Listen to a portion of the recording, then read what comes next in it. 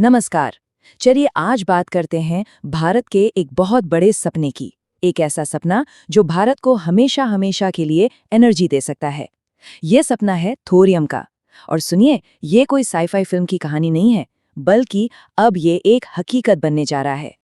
तो सवाल ये है कि आखिर ये काम कैसे करता है। सोचिए, एक ऐसा न्यूक्लियर रिएक्टर जो ईंधन इस्तेमाल करने के बजाय और ईंधन बना रहा है। जी हाँ, बिल्कुल सही सुना।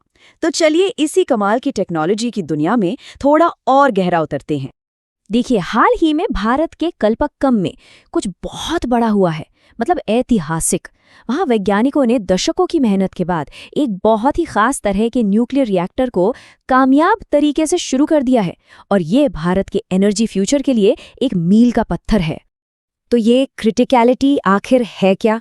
अच्छा, इसको ऐसे समझिए। मान लीजिए कि हम एक अलाव जला रहे हैं। उसे जलाने के लिए एक चिंगारी तो चाहिए, है ना? लेकिन एक बार जब आग अच्छी तरह से पकड़ लेती है तो फिर वो अपने आप जलती रहती है। बस न्यूक्लियर रिएक्टर के लिए क्रिटिकलिटी ठीक वही पल है जब रिएक्शन सेल्फ सस्टेनिंग हो जाता है, मतलब आत्मनिर्भर, और बिजली बनाना शुरू कर देता है। और यहीं से तो असली कहानी शुरू होती है, जो वाकई में बहुत दिलचस्प है। देखिए, ये कोई आम रिएक्टर नहीं है। इसे कहते हैं फास्ट ब्रीडर रिएक्टर या FBR।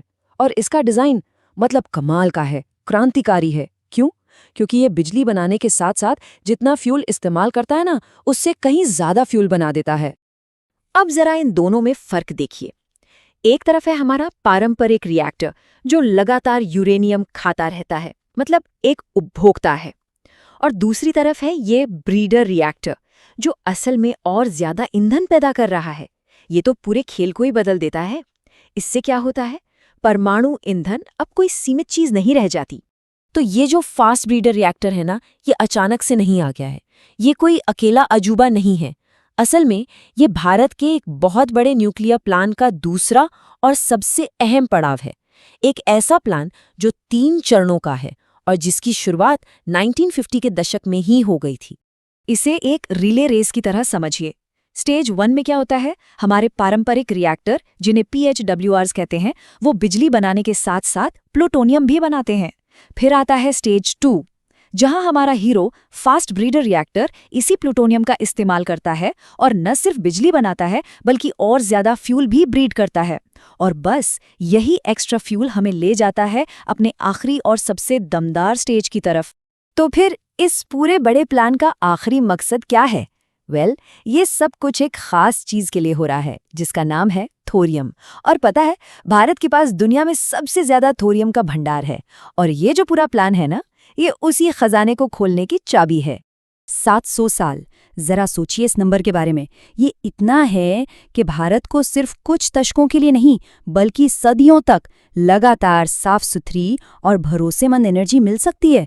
ये तो लगभग कभी न खत्म होने वाली ऊर्जा जैसा है ना? तो आखिर में इस बड़ी कामयाबी का मतलब क्या है?